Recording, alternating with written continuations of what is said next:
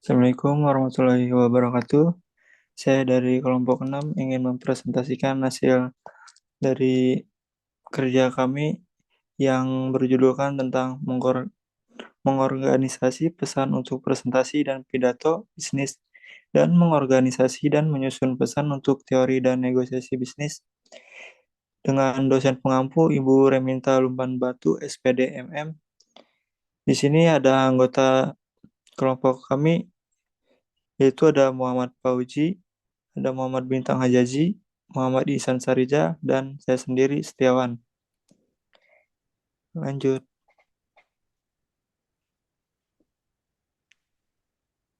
Nah, di sini saya ingin menjelaskan pengorganisasian pesan-pesan bisnis.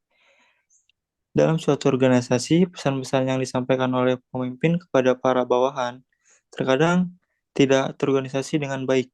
Hal ini menyebabkan pesan-pesan yang disampaikan tidak mengenai sasaran atau hasilnya tidak sesuai dengan apa yang dikehendaki dengan mengatur ide-ide secara logis, berurutan, dan tidak bertele-tele. Ide yang disampaikan akan dapat memuaskan kebutuhan-kebutuhan informasi atau motivasi maupun praktisi bagi audiens.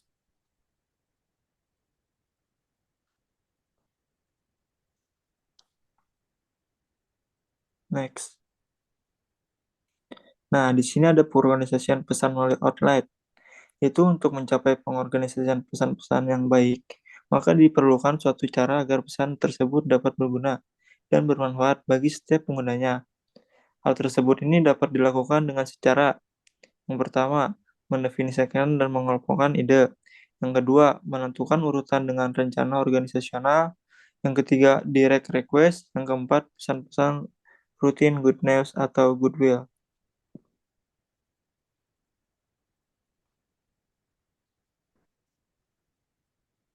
Selanjutnya, di sini ada pemilihan kata yang tepat untuk pengorganisasian pesan bisnis.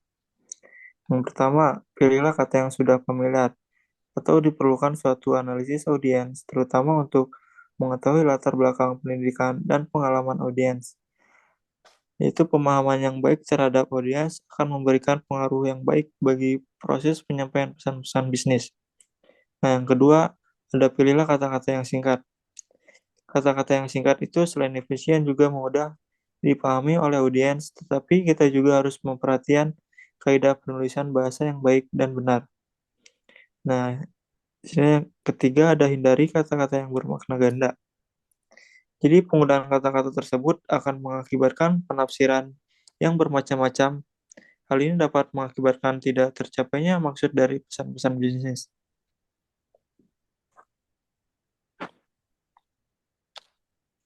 Nah, di sini ada poin cara mengembangkan paragraf dalam pengorganisasian pesan bisnis. Itu ada dua pendekatan untuk pengembangan suatu paragraf, itu pendekatan induktif dan pendekatan deduktif. Pendekatan induktif itu dimulai dengan berbagai alasan, terlebih dahulu baru dibuat kesimpulan. Sedangkan deduktif itu dimulai dari kesimpulan, baru diikuti dengan alasan-alasannya. Dengan cara mengembangkan paragraf. Yang satu ada ilustrasi. Ilustrasi itu untuk mengembangkan suatu paragraf dapat digunakan suatu ilustrasi yang dapat memberikan gambaran terhadap ide atau gagasan umum. Yang kedua ada perbandingan atau persamaan dan perbedaan. Itu Anda dapat mengembangkan paragraf dengan cara membandingkan persamaan maupun perbedaan terhadap suatu pemikiran dengan pemikiran yang lain. Yang ketiga ada pembahasan atau sebab akibat. Di situ yaitu agar dapat memberikan arahan yang jelas terhadap suatu pokok bahasan tertentu. Jadi di sini ada memformulasikan pengorganisasian pesan bisnis. Mengendalikan gaya dan nada gaya adalah cara menggunakan kata-kata untuk mencapai nada atau pesan keseluruhan. Gaya dapat diubah sesuai dengan kondisi suatu peristiwa. Struktur kalimatnya juga disesuaikan dengan sifat pesan dan hubungan dengan penerima. Setiap organisasi pada umumnya memiliki gaya tersendiri dan menggunakan kosakata tertentu yang cenderung sama. Gaya yang jelas, ringkas, dan benar, serta dipadukan dengan norma-norma kelompok organisasi akan mencerminkan suatu organisasi. Komunikasi dikatakan efektif jika memiliki karakteristik yang baik. Nah, yang pertama tuh ada salah satu contohnya kortesi atau sopan santun. Tujuan kortesi ini adalah akan membuat penerima merasa dihargai dan dihormati. Yang kedua, correctness atau tepat.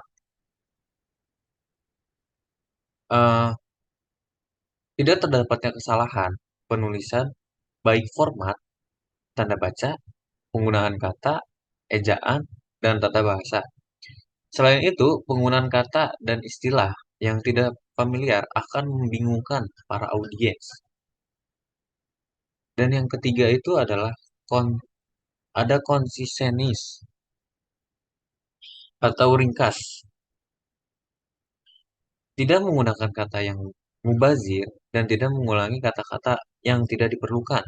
Penggunaan kalimat aktif lebih diutamakan karena lebih mantap, ringkas, dan secara umumnya lebih mudah dipahami. Sedangkan menggunakan kalimat pasif baik hanya dipergunakan untuk perlunak berita yang buruk.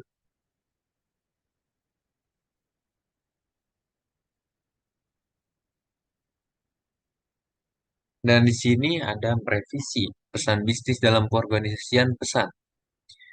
Setelah tahapan perencanaan, pengorganisasian, dan pembuatan penulisan, pesan-pesan bisnis, langkah selanjutnya adalah melakukan koreksi, penyempurnaan, atau perbaikan, atau revisi terhadap pesan-pesan bisnis. Revisi sangat diperlukan agar pesan-pesan bisnis yang telah direncanakan dan dibuat tersebut dapat ditinjau ulang atau disempurnakan untuk menghindari kemungkinan terjadinya kesalahan, kesalahan dalam ketik, atau kekurangan lainnya, sehingga sesuai dengan maksud dan tujuan yang dikehendaki. Dalam menulis surat-surat bisnis yang baik diperlukan proses pemikiran, tenaga, waktu.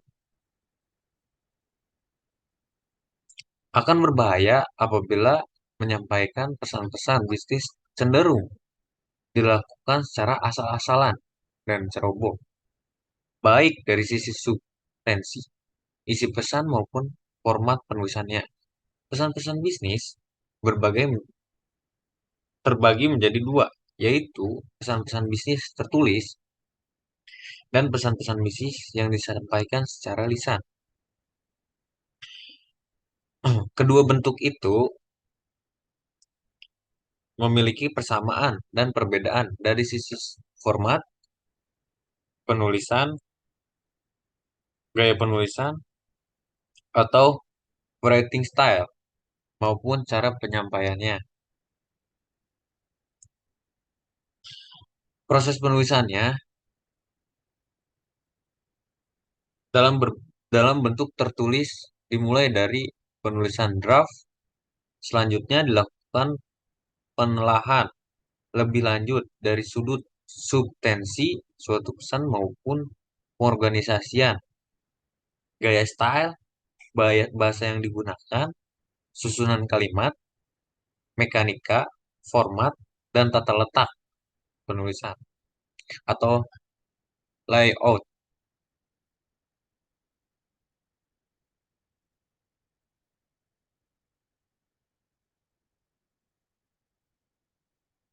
Pesan-pesan bisnis lisan. Pesan-pesan bisnis lisan, pesan-pesan bisnis lisan yang disampaikan secara lisan, antara lain menyampaikan pesan-pesan bisnis melalui rapat atau pertemuan bisnis, negosiasi, dan presentasi bisnis. Meskipun pesan-pesan tersebut disampaikan secara lisan, namun diperlukan juga kerangka dasar atau outline tentang substansi pesan-pesan bisnis yang akan disampaikan. Ada contohnya yang pertama substansi pesan, yang kedua pengorganisasian pesan, yang ketiga gaya bahasa. Substansi pesan. Langkah pertama dalam melakukan pengeditan pesan bisnis adalah mengedit substansi pesan yang akan disampaikan pada audiens.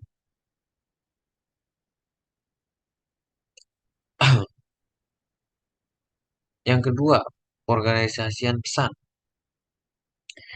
Itu contohnya pembuka, salam pembuka atau perkenalan diri. Penyampaian, yang kedua ada penyampaian substansi pesan atau pengantar pesan, dilanjutkan dengan substansi pesan. Yang ketiga, dari pengorganisasian pesan, ada penutup, yaitu kesimpulan, saran, rekomendasi, implikasi. Dan gaya bahasa yang digunakan dalam penyajian pesan-pesan bisnis secara lisan lebih menarik dan dinamis daripada yang berbentuk tertulis.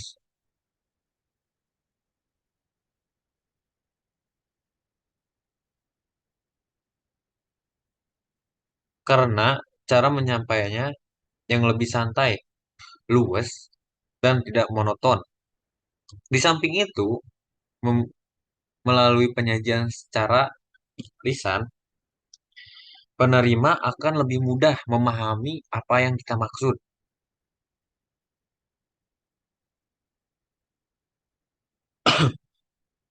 dan tujuan apa yang akan kita sampaikan kepada audiens.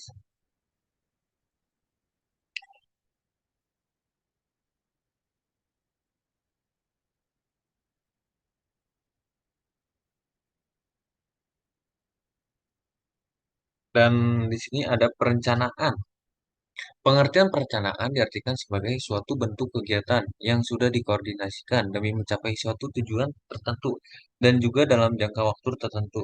Sehingga dalam perencanaan akan terdapat berbagai kegiatan penguji pada beberapa arah pencapaian, menganalisa seluruh ketidakpastian, menilai kapasitas, menentukan tujuan pencapaiannya, dan juga menentukan langkah dalam pencapaiannya.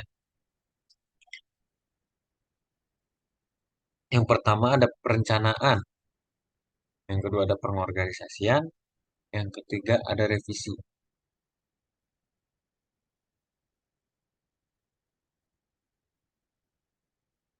Dan di sini yang terakhir adalah teori negosiasi. Negosiasi adalah sebuah pendekatan yang digunakan untuk mengelola atau menangani konflik yang ada di dalam berbagai bidang dan konteks komunikasi, yaitu komunikasi interpersonal atau komunikasi antar pribadi, komunikasi kelompok, komunikasi organisasi, komunikasi antar budaya, komunikasi lintas budaya, komunikasi bisnis bisnis lintas budaya, dan komunikasi internasional, dan juga komunikasi pemasaran. Negosiasi merupakan salah satu bentuk manajemen konflik selain mediasi dan dialog. Negosiasi lebih menekankan pada adanya pertukaran usulan yang ditunjukkan untuk minimalisir perbedaan akibat adanya ketidaksesuaian tujuan yang dialami para anggota dengan cara menciptakan sebuah kesepakatan.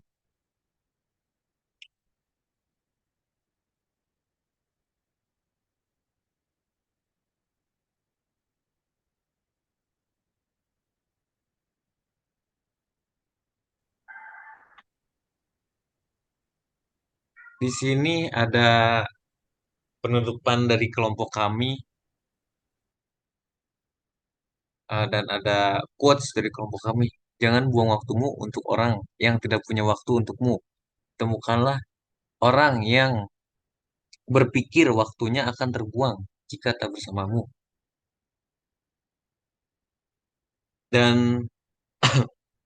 yang terakhir ada kesimpulannya dari pembahasan yang kami lakukan. Pesan-pesan bisnis merupakan salah satu hal yang sangat vital dalam proses pelaksanaan bisnis karena di dalamnya terkandung informasi-informasi yang dapat dijadikan sumber referensi perusahaan dalam melaksanakan aktivitas bisnis. Tak jarang bentuk pesan bisnis tersebut terjadi kesalahan atau ketidaksesuaian sehingga menimbulkan banyak hambatan informasi. Oleh karena itu, bertindak untuk merevisi pesan-pesan bisnis tersebut adalah cara yang terbaik untuk dilakukan. Revisi merupakan langkah terakhir dalam menggambarkan pesan-pesan bisnis secara efektif. Setiap pesan bisnis perlu diedit, baik menyangkut masalah isi dan pengorganisasiannya, gaya penyampaiannya maupun format penulisannya. Gaya penulisan yang efektif dimulai dengan pemilihan kata yang tepat dalam memilih kata perlu diperhatikan, antara lain memilih kata yang sudah familiar atau sudah terkenal. Secara umum, singkat, dan hindarkan kata yang memiliki pengertian ganda. Penulisan pesan-pesan bisnis yang paling efektif akan mencakup keseimbangan pemilihan terhadap ketiga jenis kalimat. Yang paling efektif akan mencakup keseimbangan pemilihan terhadap ketiga jenis kalimat, yaitu kalimat sederhana, majemuk, dan kon kompleks.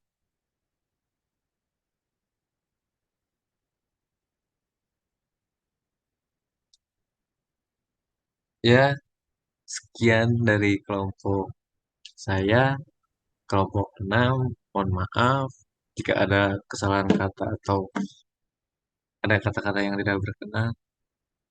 Terima kasih. Assalamualaikum warahmatullahi wabarakatuh.